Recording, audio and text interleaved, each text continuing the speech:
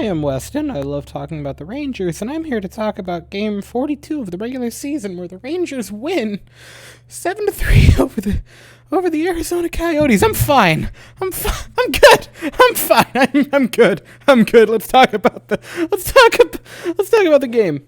So that happened. All right. Okay. Let's get into it, shall we? No more waiting.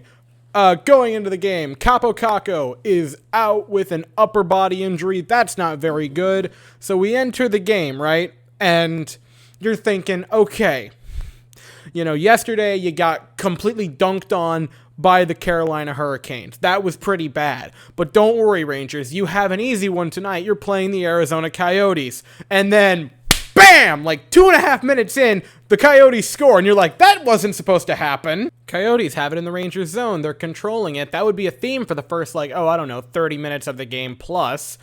And shot on net, stopped by Igor Shesterkin. Liam O'Brien, completely unguarded, because what is defense? He scores. It's 1-0 Coyotes, and you're like, well, why is that a thing? Then, 45 seconds later, Rangers have a face-off in the offensive zone. Mika's in the face-off circle. He false starts.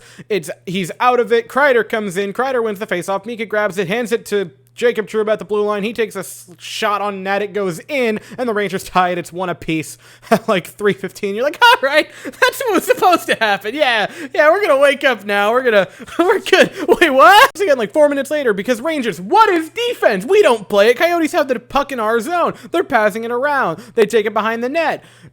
Patrick Nemeth and Brendan Schneider. Oh man, that was a horrible defensive pairing tonight, and this was a horrible play. Andrew Ladd, completely wide open in front. Boom! Scores! It's 2-0 Coyotes, and you're like, what the hell is happening? So you end the first period, you play horribly. You get outshot 16 to, you can count them on one hand, 1, 2, 3, 4 shots on goal for the Rangers. You're getting beaten 2-1 by the Coyotes, which is not like a 2-1 that's it's kind of close, they're playing pretty. No, they kicked you up and down the ice repeatedly. It was a miracle it was only 2-1 after the first period. And you're like, well, surely the Rangers will wake up in the second period, right?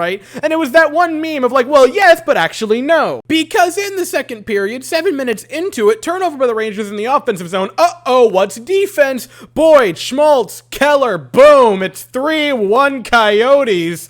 And at that point, I'm like, at this moment, you're 7 minutes into the second period. It is 3-1 Coyotes. The Rangers have 4 shots on goal, and you're 27 minutes into the game. And I'm like, wow, this could be the worst game of the season. I mean, this could be one of the most embarrassing games we played all year. And luckily at that moment, the Rangers remembered, oh yeah, we play hockey tonight. Then, with about 11 minutes gone in the second period, the Rangers take a penalty. And now we're going to be on the penalty kill. The Coyotes can really just put the dagger in our backs and end it at this point. They can finish it with a goal. And this was when the entire game changed. Carries it into the offensive zone. He takes a shot on net while shorthanded, keep in mind. This is all shorthanded, keep in mind, right? He kicks it in, takes a shot on goal. It's stopped. Mika gets the rebound. He moves around, tries to pass. It's not a good pass because it's kind of stopped, but he grabs it again himself. He gives it to Jacob Trouba. Trouba to Kreider. Kreider back over to Trouba. Trouba back to Kreider in front, and boom! 3-2, Rangers at least make it somewhat of a competition. Kreider shorthanded for his 27th of the year. Not too shabby. And they get a point back. It's only a 1-goal deficit, but now the Rangers are in a very tricky situation, because now they've given all of Rangers fans that nasty little thing called hope. And a few minutes after that, Rangers, it's played back into our defensive zone. Igor Shesterkin plays the puck and plays it perfectly. Way up ice. Seriously, a beautiful pass to the blue line for Julien Gauthier. He carries it on in. He gives it to Kevin Rooney. Kevin Rooney takes a shot on goal. It's stopped. Rebound to Dryden Hunt. He wades alongside of the goaltender, puts it back in front. Julien Gauthier, and it is tied 3 apiece. Minutes after that, Johan Larson, being a little twat, decides to punch Adam Fox in the back of the head, relatively unprovoked. I mean, there was pushing and shoving, as always in hockey, and then just punches him in the back of the head. Why do Rangers players keep getting punched in the back of the head for no reason? He also then threw some, nice cross checks in while Fox was on the ground. Nice move there. Power play, just like 15, 20 seconds after that penalty is taken. Rangers have it. Fox gives it to Panarin, and he moves in, and holy snipe, Batman! That was a beauty, and a fantastic screen in front by Chris Kreider to completely screen the goaltender. And the Rangers, partnered with a beautiful snipe by Breadman, take a 4-3 lead. Then a few minutes after that, Fox has it. He gives it to Mika. Mika plays it into the offensive zone. He tries to pass over to Artemi Panarin. It bounces off of a skate right back in front. The rebound, not really a rebound, but Chris Kreider scores. 5-3 Rangers, the 28th goal of Kreider's season, the second of the night. He's tied his career high. And the Rangers have 4 straight goals to go from trailing 3-1 to being up 5-3. Oh my god. You thought I was done? No, we keep on going. Minute and a half into the third period. Rangers have it in the offensive zone. Strome plays it out for Keandre Miller along the blue line. Keandre Miller pass over to Jacob Trouba. Slapper. Goal! Rangers lead 6-3. Halfway through the third period, Rangers on another power play. We're passing around the offensive zone. Fox has it at the blue line that was given to him from Panarin. He takes a shot on net. Stopped. Rebound right in front. Chris Kreider. His third of the night. Hat trick. His 29th of the season, a new career high for Chris Kreider. We're 42 games in, and it's his new career high. 1 away from 30. How about them apples? The new goal leader, Chris Kreider. Not for the Rangers, for the NHL. 7-3 Rangers. Yeah, I think that was it. It was quiet from that point on in the third. That was the final score, was 7-3, and the Rangers won.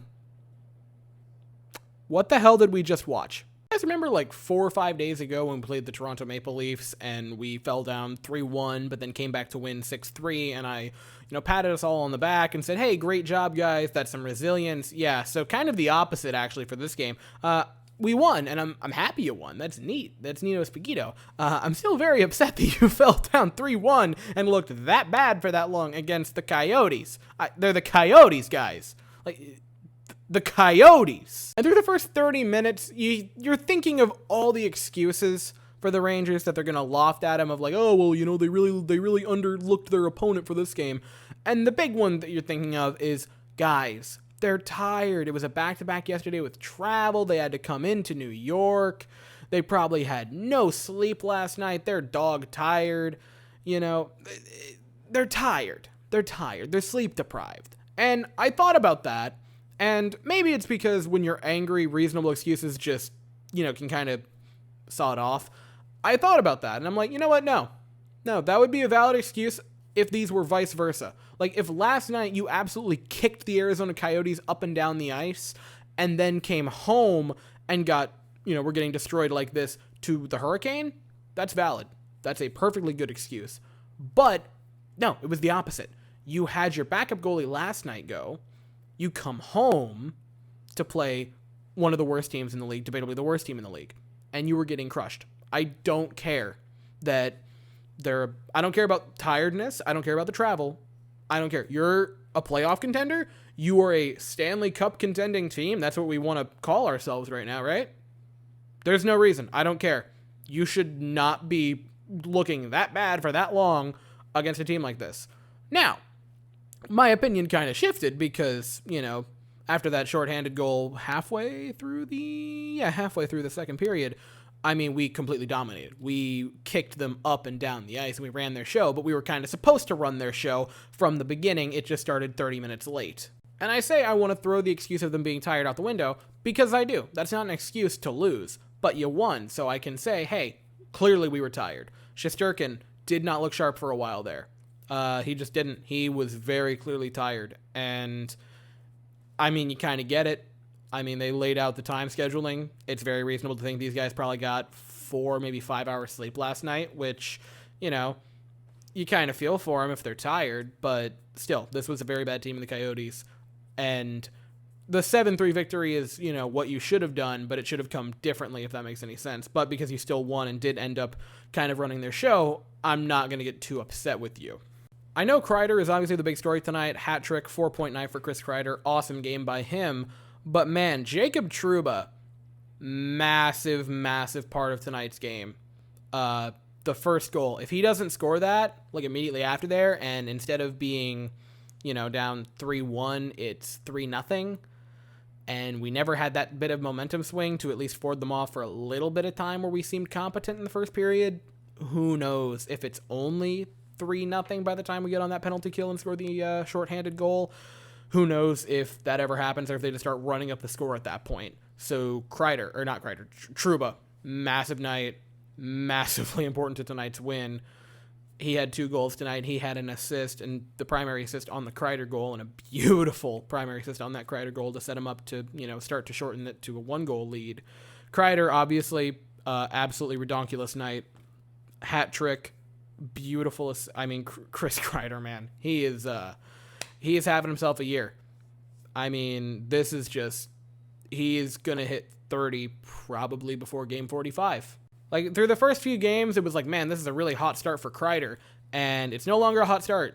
He is just an elite goal scorer this year. The most elite goal scorer this year. He is currently tied with Ovechkin. Thanks, Alex. In league goal scoring. He is on another world right now. He's never scored this many goals over a full 82-game stretch. And he's now scored 29 in the first 42 this season. Sky's the limit for Chris Kreider right now.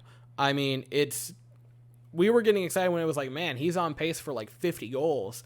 Right now, it's really close, and it would require being exceedingly hot and continuing up at this pace, if not a little bit better. But man, Kreids could threaten for 60 goals this year, and that's not like crazy of me to say.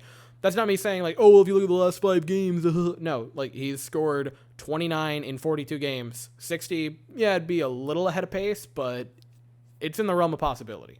Panarin had a much-needed goal on the power play, and it was a beautiful one at that. He also had an assist. A nice multi-point game, by Artemi Panarin. Gauthier had a beautiful goal. Adam Fox, multi-point night. Shocker there, am I right? Mika Zibanejad with 3 assists tonight. Another a big point night for him. Mika, quietly, point per game player, 42 points in 42 games. Not too shabby for Mika Zibanejad. We gave him a nice big contract, and he's doing pretty darn good with it. I already briefly mentioned it and said I don't think he looked particularly sharp. This is what I'm going to classify as Shesterkin's first, bad win of the season. He didn't look great tonight, but he did enough. He had some nice saves, especially after the, halfway point of the game. Again, he wasn't great, but he won the game, and this is the first cheap win. If the first cheap win of the season for your goaltender is coming at game 42, that's fine. This still wasn't a bad game by Igor Shesterkin. 3 goals on 29 shots is not bad, especially with the defense being as terrible as it was on those goals, by the way. But I think just because he's been playing at such an elite Vezina level, he plays mortal for a couple of evenings, and we're just like, what is this? Still, nothing shabby. I'm not concerned or anything, but just a little subpar for Shesterkin. And I think that's it. I think that pretty well wraps up the fever dream that was tonight's game, where we felt many emotions. Yeah, that was a game, huh? That was a game. Anyway, we'll be back at it Monday. We're hosting the Kings in MSG. That game is at 7 p.m. Eastern, and I'll be here afterwards. So, thank you all so very much for watching. I hope you all have an absolutely fantastic day, and as always, go Rangers.